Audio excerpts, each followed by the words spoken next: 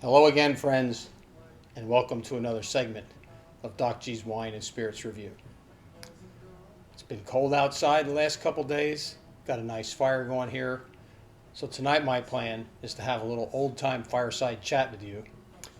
And the topic of the fireside chat is going to be brandy. So cheers and welcome. So, I hope you're staying warm. I know what's in this glass is helping me stay a little bit warm as well. What I'd like to do for you in terms of brandy is talk about a basic definition and the process by which brandy is made. I'm going to talk to you about cognac, because cognac, as you can see here on the table, I have some samples of brandy here on the table for you, cognac being one of them, is an important part of the conversation about brandies in general. I'm going to talk about how to drink cognac. I'm going to talk about different producers of cognac. And finally, offer you up some recommendations, of course, if you would want to go out and have some kind of brandy or some cognac on your own. So welcome. I'd like to welcome a new member to our group who just joined us recently. I don't like to name people personally, but please get the word out and let's increase our viewership so that they can enjoy all of the same things that all of you are enjoying now. Nice to see all of you, so let's get started.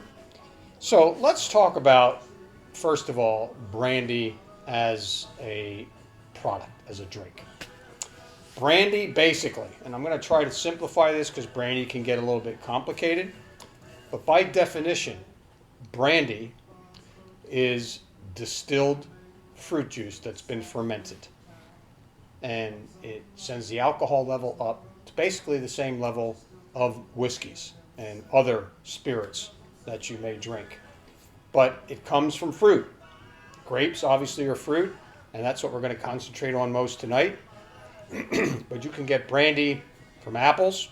If you think of Applejack, you can get brandies from apricot. I've had apricot brandy.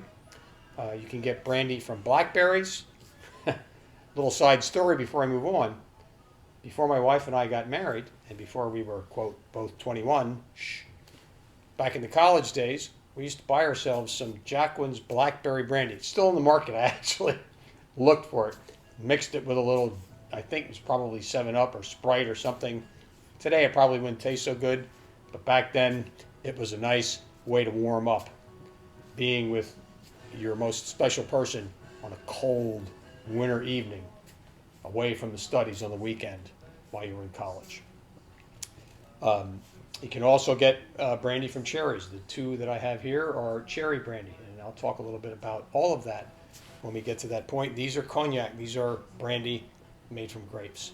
So if you go into the wine and spirits shop, you'll notice there's a whole shelf full of brandies, but cognac is a special set aside. And we'll talk about that a little bit later.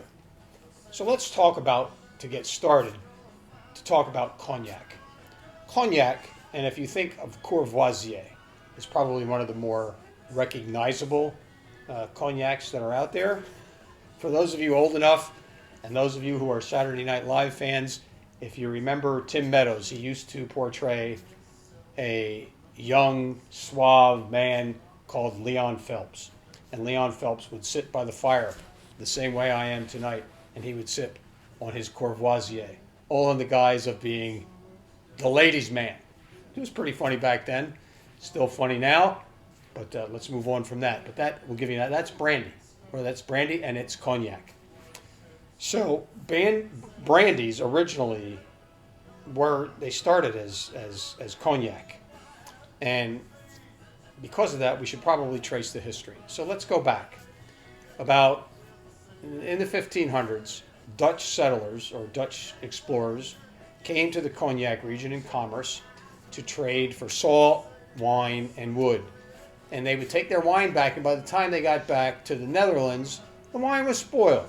So basically, through the process of trial and error, to prevent the spoilage, they learned that distillation of the spirit was a good way to ensure that when they got back, it was at least something halfway drinkable.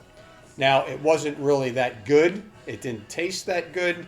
So they eventually discovered that putting it through a secondary fermentation process actually smoothed out the solution and thus the birth of brandy.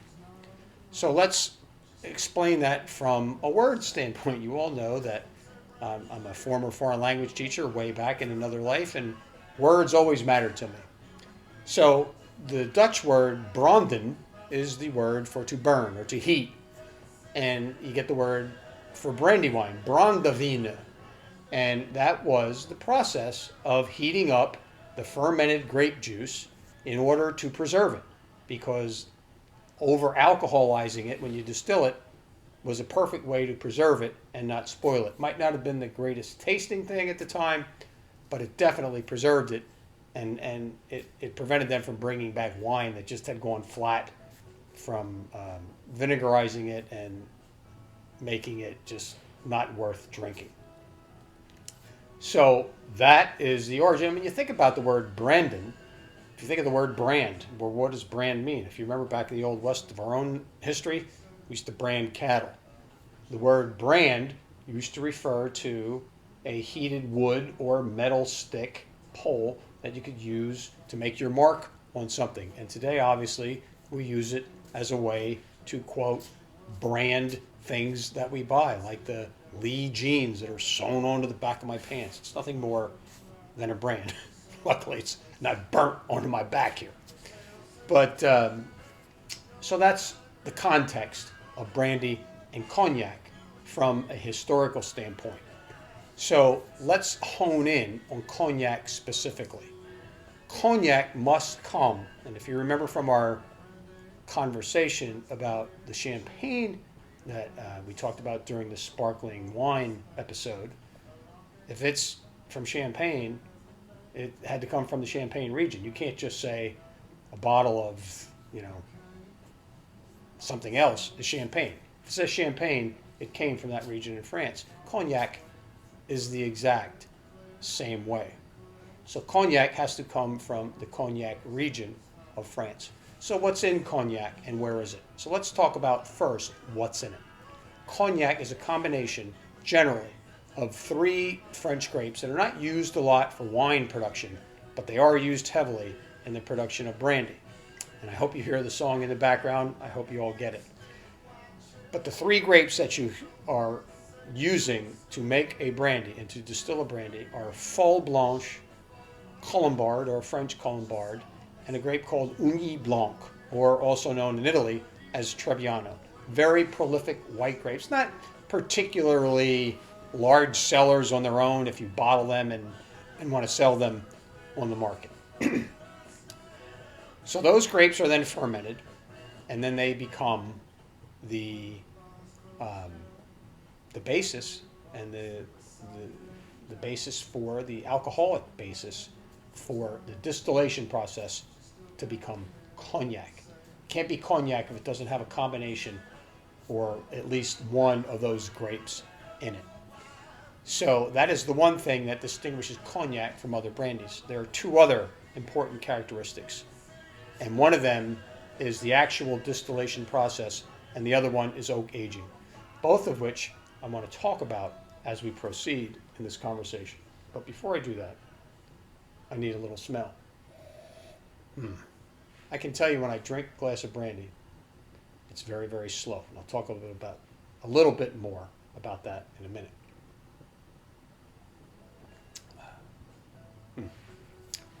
Warming me up.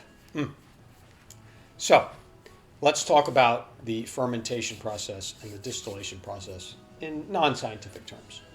10 days that those 3 grapes are allowed to ferment, and then after that, the fermented must or juice is then distilled in what is called a special pot called the alembic Charente, and I'll post a little bit about that so you can review it on your own and at your own speed. But that's the same pot still. It's basically the same way whiskey and gin and all of the spirits are made. It's a distillation process. That alembic Charente has remained unchanged, at least in process, for the last 400 years. So brandy or cognac, in a sense, is kind of a timeless. What you were drinking now as cognac was probably not much different than the cognac that was had centuries ago. Think about that. That's actually a pretty cool thought. So the other thing that distinguishes cognac is that it absolutely has to be oaked. And the minimum time frame for oaking the distilled grapes that we talked about is 30 months. Just think about that. That's 2.5 years minimum before they even think about releasing this for public consumption. So the oak aging process involves the use of a series of kind of barrels that vary in ages, because young oak it imparts different flavors and textures to a substance than older oak does. So the further along in the process, the older the oak aging goes. It's very much like the Solera process that's used to make sherry from Spain. And we'll save that for another time. I'm sure that at some point I'll present you with a review of sherry, another very fine drink. So at the end of the process, you've got your cognac, and it is of varying textures and varying aromas based on the type of cognac that you're dealing with. And that's what I want to lead into next. The cognac basically comes in 3 different types. I happen to have 2 of them here on the table tonight.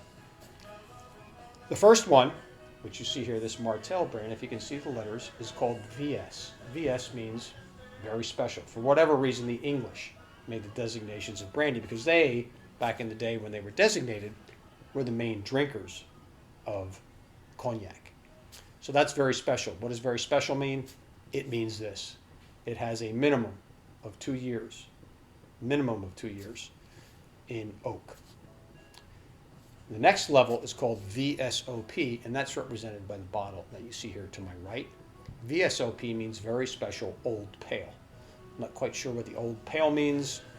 Some further research will probably make that pretty clear. Wasn't important for our conversation tonight. That means 4 years minimum in oak.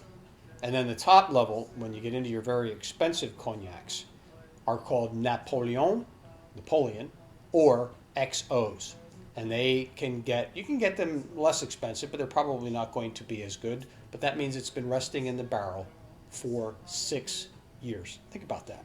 So you find yourself an XO today, it means it was in the barrel in 2016, minimum. Could have been longer. So as with anything, we'll do a little graph here for you if you can imagine it. From here to XO is a vertical line, and the vertical line up represents how much is going to come out of your pocket in order to sample one of these great cognacs. And I can tell you, I have always been a fan of spirits. Cognac is a more recent love for me, but it's one that I'm going to tell you point blank, I do not drink this if it's not cold outside. You don't want to sit by your pool or outside in 80-degree weather sipping on cognac that's just going to make you sweat. Doesn't work. Doesn't work for me anyway. So you can do what you want. But the older the cognac, bottom line, the more money that you're going to spend on it. And I'll give you a brief example. This Martell, and I'll talk about it a little bit later, in the $30 range. This one was even not as expensive. So between the VS and the VSOP, not so much. You get into those XOs. I went out on even just on the PA Wine and Spirits page. They sell a bottle of Remy Martin cognac XO, $1,000. I don't know about you. I'm not spending $1,000 because my rule of thumb is this: if I can get one for 30, and I get one for 1,000, is the one that's 1,000 basically 10 times better than the one here. And I can tell you unequivocally, excuse me, I had too much brandy. The answer to that question is my palate can't tell. Maybe yours can. And I would, if you ever buy $1,000 of brandy and you don't tell me and invite me over, you're out of the group. Just kidding. However, point taken. Just remember, there is a very graduated price range to this drink called cognac. So let's talk now about what is the quote recommended, these rule-bearing people or rule-bound people of sipping cognac. Well, back in the old days, and I did the research on this, because how homes weren't heated as well, it was recommended in order to make the aromas come out of it that you actually took the brandy snifter, which is what these used to be called. It's really just a tulip-shaped glass. And you were to warm up the liquid in the glass to evoke the aromas that come up to you. And I will tell you one thing, brandies are very aromatic. If you have a good sense of smell and you pour a brandy a couple feet away, it will begin to drift up to your nose. It's wonderful. It just happened to me last night when I was having a glass of it. I was like, well, I know I don't have COVID because I can smell the brandy coming out of the glass. But all kidding aside, it really does that, and that this glass helps to concentrate that aroma and make it airborne and come up to your olfactory nerves in your nose. Remember, 80-90% of taste is your smell. So basically what they recommend is a glass like this, but they basically say you can just hold it by the stem now, swirl it around. You don't even have to swirl it like wine. This is not one of those you want to swish around in your mouth. You don't have to. Once you put it in, for some of you it might burn. Yeah, I particularly, for me, I don't find it to be that harsh. Oh, it's actually very, very smooth. Whew, that's very good. So, that's the way you have a brandy. By the fire, alone, with a loved one, with a friend. Given that I really do believe, whenever I open a brandy and have a glass of it, I know I'm going to be sitting there for a while because we're not chugging this like a beer or drinking it pretty fast like a glass of white wine. It's for contemplation. It's for enjoying, for listening to good music, for reading a book, for wanting to relax you so you can take a nice long nap or fall asleep for the evening. But it is definitely a great experience, no matter what the reason, if you do it the right way. So let's go now, start to wind this down here, and talk about the specific recommendations that I would like to make for you about different cognacs. And before I do that, I just wanted to point out to you, when you go to look at cognac, you're going to see a lot of them, but these are the 4 top producers in the world. One of them is Hennessy. I'm sure you've seen them.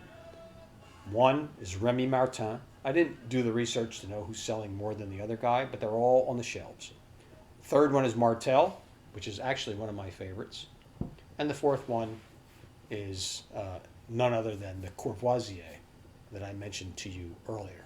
And they all do XS, they all do VS, excuse me. They all do VSOPs. And some of them don't go as high as the XOs, but Remy Martin and Hennessy, you can be sure, if you go out and do your research, you'll be able to find an XO cognac. And if you want to just do other brandies in general, I personally can't recommend a specific brandy that's not cognac to you, because I don't really drink brandy. I'm sure there are some good ones out there. I've just always leaned toward the cognac because I love the extra texture and aromas that you get as a result of the oak aging process.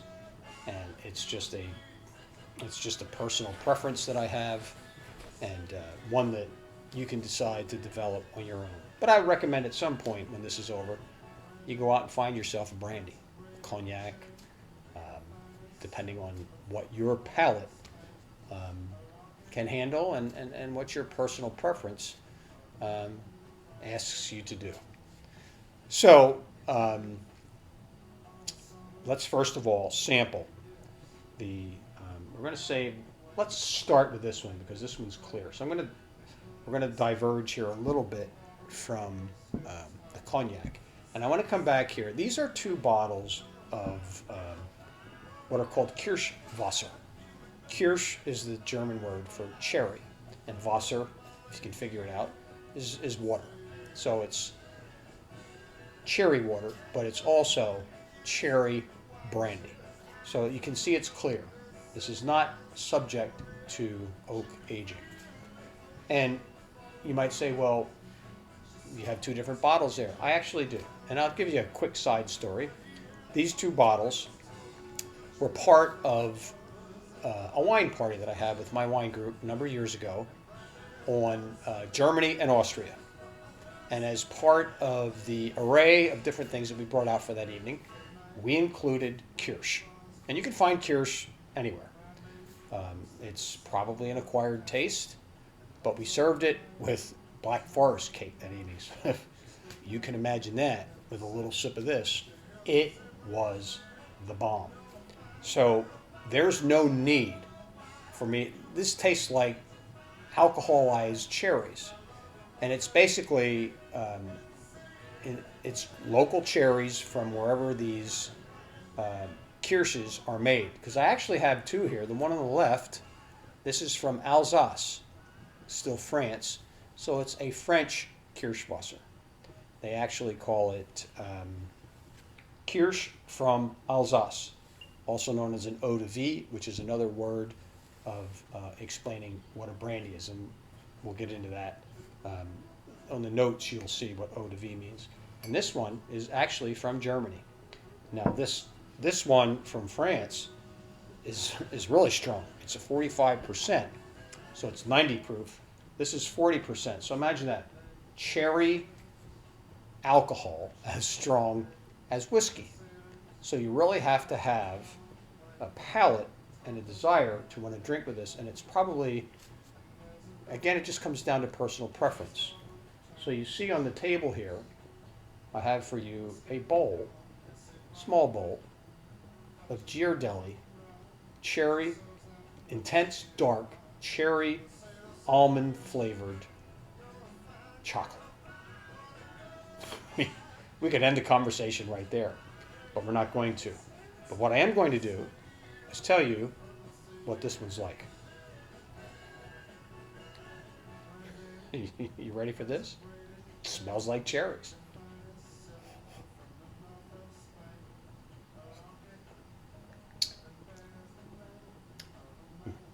If you like cherries, you're going to like this.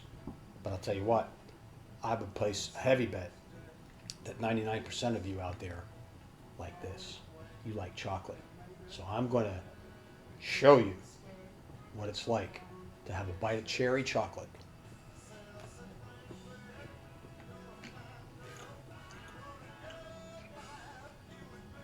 And wash it down with some Kirschwasser.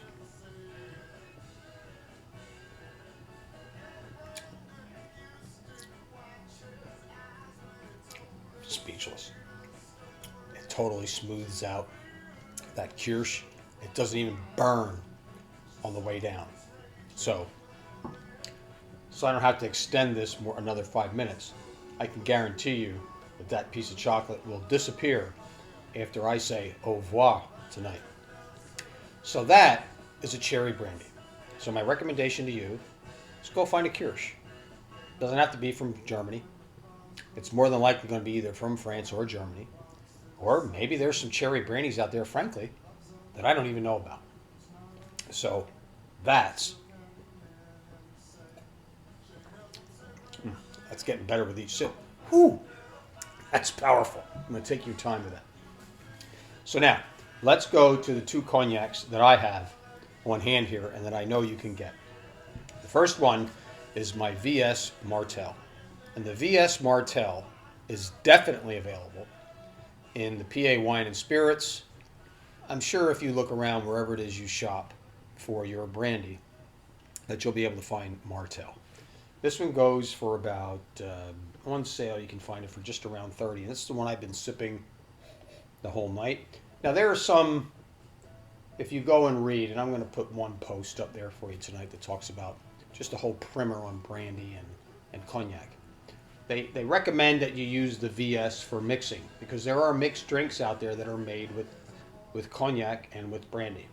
I'll put a little post up that shows you some of them. It wasn't my point here tonight because I don't like mixing my brandy. I like it straight. Just going to tell it like it is.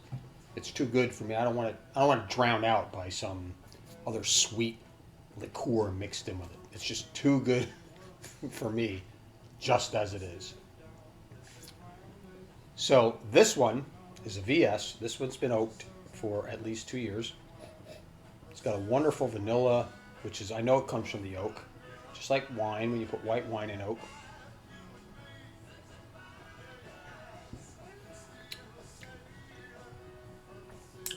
It even has a vanilla finish. There's a little bit of, and I don't want to say it because it is orange colored, but it's got that orangey, not grapefruity, but just like orange pith flavor and spice, citrusy, a little real strong citrus on it, a little bit of pepper, and not a little bit, some definite warmth on the palate when it makes its way through your mouth.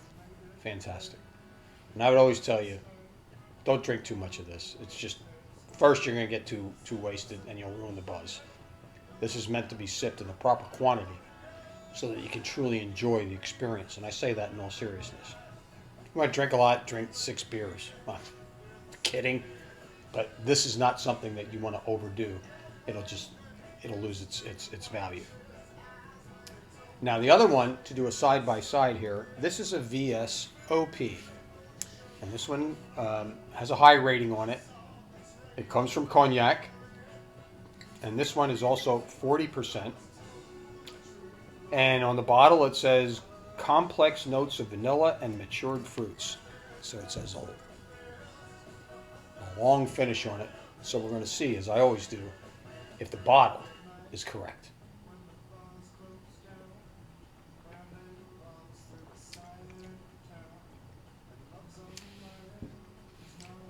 You know, I've never done this before, but I can tell you, you can really taste the influence of the oak on this one, in a good way, over this one.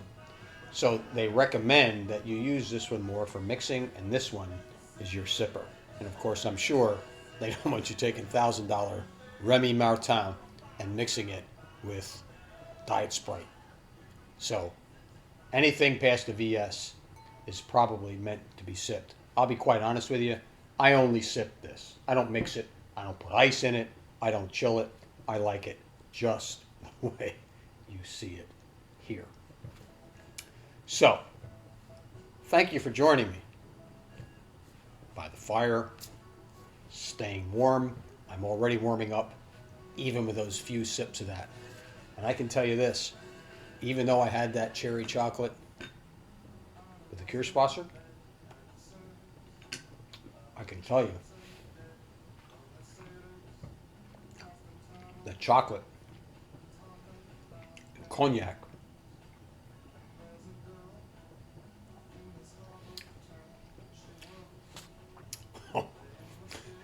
are just as good, maybe better. So, thank you. I'm glad you were able to join me tonight. And on that note, I'm going to raise my glass to you and hope that you stay warm, that you stay safe, and most importantly, that you try to go out and find yourself a nice brandy or a cognac. So until we meet again, cheers and bonne santé.